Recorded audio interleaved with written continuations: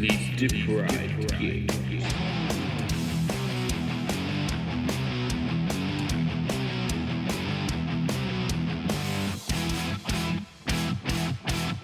And welcome back to the Super Gamers Podcast. I'm one of your hosts, John, also known as John B. the Tank. And good evening, guys. My name is Matt, also known as Thackum, and we got just a bit of news for you guys today. Yeah, a little bit. A little bit of shocking news this week.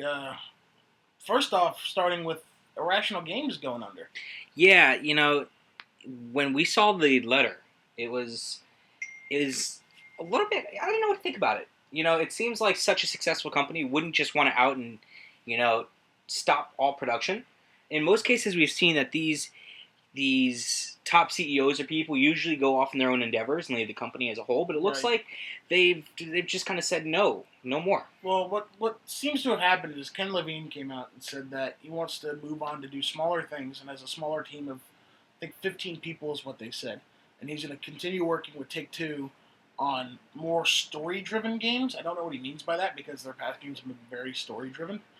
No, he could have been talking generally. I mean, when we look at a lot of the games today, you know, even games like Titanfall that are focusing specifically on multiplayers, you know, it'd be nice to see a story-based game come along and just a story-based game.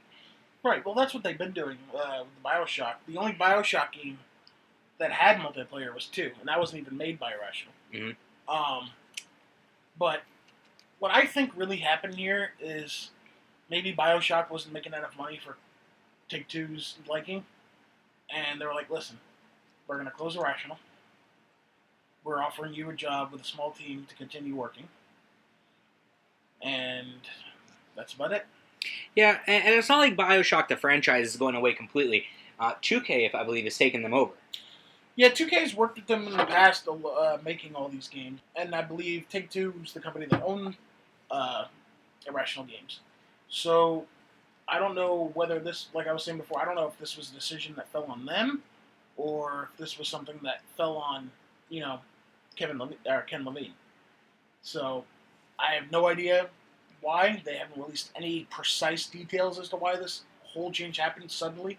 Like, literally, it was just I got a notification on my phone or an email, and it was the newsletter, and it was just shocking. You know, the funny thing was you actually sent me a message shortly after saying that it was all my fault. It was your fault, you bastard. You BioShock-hating bastard. Look, I'm not a BioShock hater, but I do have to say that the plotline was very inconvenient to me. And it's not just... And it's not all BioShocks. It was that one. That's what I would say. Besides that, we did lose a member of the Ghostbusters. Harold Ramis died yesterday at the age of 69. What was it to again? He died Monday from complications related to autoimmune inflammatory vasculitis. Vasculitis. And he is known to an entire generation as Dr. Egon Spengler in Ghostbusters. That's right. He directed comedies like Caddyshack and Groundhog Day. Yeah. And, you know, it's really interesting because you don't go back and watch these movies till something like this happens. Yeah, I'll definitely be going home watching some Ghostbusters later. Absolutely. Throw up a hashtag Ghostbusters on that. Yeah. Actually, there is a couple of networks that may be doing that as well coming up in the next couple of days. That'd be kind of cool. Play some old Ghostbusters movies on there. It'd be pretty awesome, actually. And it's really interesting because then the characters that they played with actually come forward and they tell like their experiences with these people, and you don't see that side of them until this stuff happens. Yeah, it's pretty sad. But on the bright side of movie news, we did get a new trailer this week. Really? What's that for? Guardians of the Galaxy. Yeah, it is. I'm glad we got it. I watched the trailer. Mm-hmm. I'm looking forward to this. A lot of people are saying it could be like the Star Wars of the Marvel Universe, which makes sense. It looks like it's got very lovable characters. Chris Pratt's character, Jason Quill, particularly has a fairly joking but serious role at the same time, it seems like. Mm-hmm. Like, he seems to be like the leader of this group, kind of, but at the same time, I mean, they discover him, if you go watch the trailer, they discover him, you know, picking up that artifact. And they're like, who are you? And he's like, Star-Lord. And they're like, who? Star-Lord, man. Legendary rebel? Never mind. When he's walking through the prison, And there's that guy who's listening to his old Sony Walkman, because the backstory of him is he's this guy who was abducted by aliens in the 80s and then lived among them. So the only thing he has left from his past is the Sony Walkman. And he gets really mad when it's listening to a Sony Walkman, and that's where Uka Chaka comes into play. Yeah. So. And what would be possibly the last bit of movie news we have for today, it's actually been confirmed that LeBron James is going to be in the next Space Jam. That's going to suck. You know, I'm having high hopes. Now, yeah. have they actually announced if it's going to be a remake or a 2? It's probably going to be a 2. Although, if you think about it, this actually kind of connects to our last bit of news, because do you remember which one of the Space Jam, or which one of the Ghostbusters members appeared in the last Space Jam? Yeah, it was Bill Murray. Yep. Bill Murray. Yep, showed up at the end. Mm-hmm. But yeah, I like the original Space Jam. Might have been because I was young and didn't really understand it, because a lot of people after that were like, that movie sucked. And I haven't watched it really since I was maybe... Well, you got to understand, you're bringing a whole new generation of Looney Tunes. Mm-hmm. And it's not to say that they haven't been there, but it hasn't been mainstream since the mid-90s. Which is funny you say that, because I was talking to a kid the other day, maybe a couple years younger than us, had no idea what the hell Looney Tunes was. But, you know, it's very hard to believe that, because they had a whole, you know, Ian, you grew up on Looney Tunes. Daffy Duck, Bugs Bunny, Pepe Le Pew, you know? Yeah. What's up, Doc? And the thing with that is, afterwards, they came off with so many spin-offs. Oh, yeah. A lot of stuff. And it's amazing that people just a few years younger than us, and Still don't have any idea. We grew up with that stuff replaying on Cartoon Network all day. All day. Saturday morning cartoons. And granted, we're not old. I mean, John, No, you're I'm 23, 22. I'm 21. You know, it's something that was just there yesterday. Yeah. So I'm really excited to see how the younger population takes into this movie. Are they going to go see it just because LeBron's in it? And if they do, are they going to take something away with it from previous generations? Tunes? Right. Well, if anything good comes out of this movie, that'd be my hope, is that maybe some kids today will see what we thought was funny back in the day. Oh, well, I already tried that, John. Back in the day, we had good cartoons on Saturday. And we walked uphill both ways to school. In the snow. Do they still do Saturday morning cartoons? I don't think so. Oh, man. I don't think anyone does cartoons the other day. I was looking through the channels the other day, Nickelodeon had, like, some kind of freaking Jersey Shore type show going. I was like, what the hell is this? Yeah, I mean, I definitely think that cartoons need to be brought back. Yeah, they need to bring back some cartoons. Stop killing all my cartoons, damn it. Something else is that people are saying that Titanfall is going to be the make or break for a lot of systems. Well, particularly for the Xbox One, because that's the only console it's coming out for, besides 360 and PC. Exactly, and a lot of debates come through of, this is going to be the defining factor. This game, and I don't know who put that out there, but a lot of people are now saying that this game is going to be the defining factor on, PC versus Xbox. Mm-hmm. Because it's going to be this, it's going to allow people to explore different things. And now, granted, I'm going to play mine on my Xbox One. I know that me and you will definitely be at the midnight launch. We'll be representing Sleep Deprived Gamers. But I don't know. What do you think? I think that Titanfall will sell a lot of Xbox One consoles. But then again, it is available on PC. It is available on 360. It is not available, at least for the first installment, on PS3 and PS4. But if it does sell Xbox One consoles, it'll be because people have been waiting to buy one until the game came out. Now, I've never been one in particular to wait for one game to I buy know a few something. people have been waiting.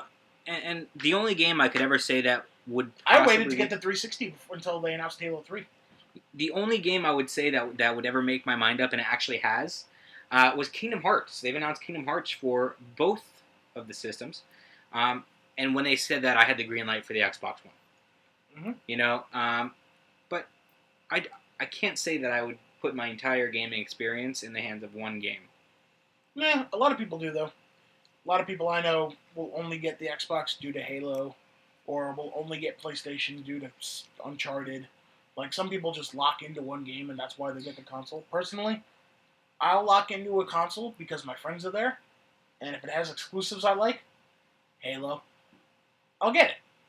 Now, on the other end, a lot of people are saying that Titanfall may also cause users to switch either to Xbox One and or PC. You know, are you having such a great experience on this console or device of your choosing that you're gonna say, okay, I'm gonna take a step back. I'm gonna see what other options I have with this device, whether it be the PC or the Xbox One, and move forward with that choice and kind of become a little bit more committed to it than you have in the past. Right. And a lot of people may have jumped the gun, like you were just kind of saying, making that switch, may have jumped the gun at launch and went with the PS4 because, nothing against the PS4, but they went with it maybe because it was $100 cheaper. $100 is a big difference for someone who is maybe younger and doesn't have a big budget for their games, you know? And this may be the deciding factor for a lot of people, though also, like you were saying before, a lot of gamers really won't lean on a console due to one game. Mm-hmm. But if they do, this would probably be the game to do it. Mm-hmm. I do want to move on from that, though. I have one other bit that I actually didn't show you yet, but you and me are big fans of a particular show. That's finished already. Breaking Bad. An artist out there has created movie posters for every episode of the show. Yes, I did see that. Yeah, and looking at some of them here, pretty cool, I have to say. Yeah, guys, just for your own reference, we're going to go ahead and post a link to these on the website. Definitely give it a look, because somebody painstakingly drew up every one of these. How many episodes of Breaking Bad are there? There's almost 100, maybe a little more. I want to say there's about 15 episodes in a season. Yeah, so what is it, 5 seasons? I think it's 5 or 6. Yeah, so there's a lot. That's a lot of art. Mm-hmm. That's a lot of stuff. Holy crap. Yeah, and we'll definitely put a link up there so that way you guys can definitely take a look, comment on it. Tell us what you think. And so I got a question for you. Sure. There's a lot of rumor going around, and what do you think? Do you think the PS4 is ready for a virtual reality headset? Oh, that's right, the whole Sony virtual reality headset thing. Mm-hmm. I think they're doing this because they want to compete with Oculus, since Oculus hasn't made any plans to come to console. Well, that's the thing. They're trying to. They're definitely trying to, but everybody wants to stay within their own realm. I think, personally, the Oculus needs to take a step up, do everything on its own, and get those developers to come to them. Right. Is it going to be harder in the long haul? Yeah, it is. Yeah. But it's going to be better for them overall. I definitely think that. And I think that they're going to get a lot of competition.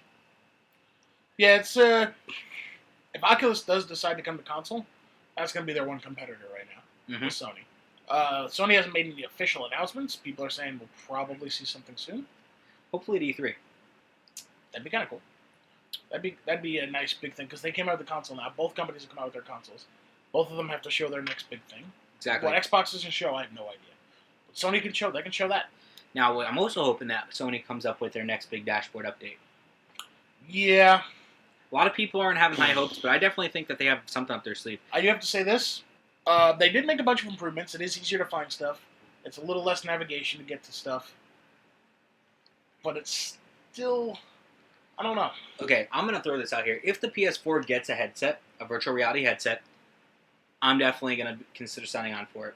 I think that in today's game market, when we really want to talk about true next-gen gaming, that's the ultimate next step to go for. Okay. I think that Sony would be taking a right step to do that. And if they do that, I think that Microsoft really needs to step forward and work something out with Oculus Rift. Because if Oculus Rift goes mainstream... Well, if they can pair Oculus Rift with the Kinect... Why not? It already has, They have that new model that has the little tracking balls all over the Oculus headset. So, if they paired that with the Kinect... What I'm saying is the Xbox One has Windows software built into it. Oh, yeah. It's a dual OS. So, how come you can't run those drivers on the Xbox? It's something that can be done. It's something that they're not wanting to do at this point. Why? I don't know. They probably want to master the PC end of things before they decide to come to console. I think that that's something that could definitely bring a lot of good things to the Xbox. Absolutely. And not only that, Oculus Rift as well. Going mainstream would absolutely do wonders for the company as a whole. Absolutely. And we were just talking about Xbox there as well. Another new thing came out about Xbox. They actually got a price drop on the Xbox One and the UK. Yeah, they've announced actually that it's going to be local to UK for now.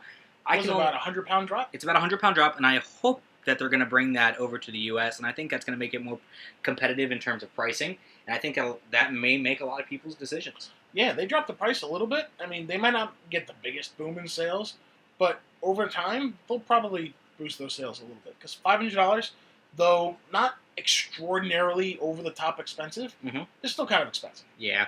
And though they are selling this thing probably at a little bit of a loss,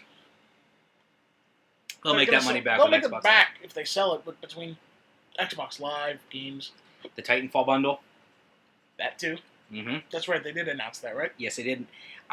And actually there was, and this is the last thing I have for today, Microsoft's actually come out and apologized in regards to the Titanfall bundle. They've said that, contrary to popular belief, the Titanfall game cannot be preloaded onto the Xbox in a Titanfall bundle. They actually came out and they advertised, they said that Titanfall would in fact be installed on that box when you get it, so that way you don't have to go forward with installation when you get home. Can do it. But I guess due to licensing reasons, they're not allowed to do it. Huh. They actually are not allowed to sell any console with that preloaded game on it. That sucks. Well, it is what it is. You know, ultimately they're going to be getting that disc copy, but that's, you know, that may be the reason. They're going to be getting the disc copy as well as that electronic copy as well. Right. Which sucks because for those who say are getting an Xbox One and don't want to spend half the night installing the game, because installing games takes forever.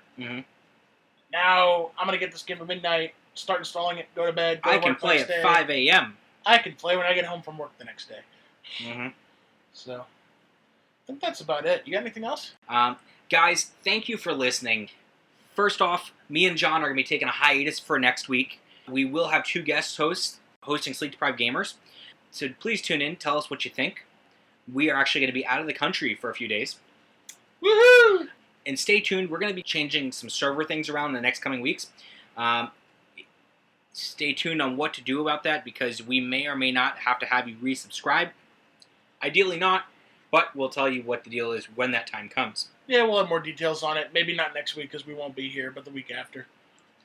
And other than that, guys, like us on Facebook. It's facebook.com/sleepdeprivedgamers. Twitter, sdeprivedgamers. And on Instagram, instagram.com/sleepdeprivedgamers. And soon on YouTube with Sleepy Media. Yep, youtube.com/sleepymedia. All right. Well, that's about it, guys. Thanks for joining us again. Thank you for listening. I'm John. And I'm Matt, and like always, stay sleepy, game on.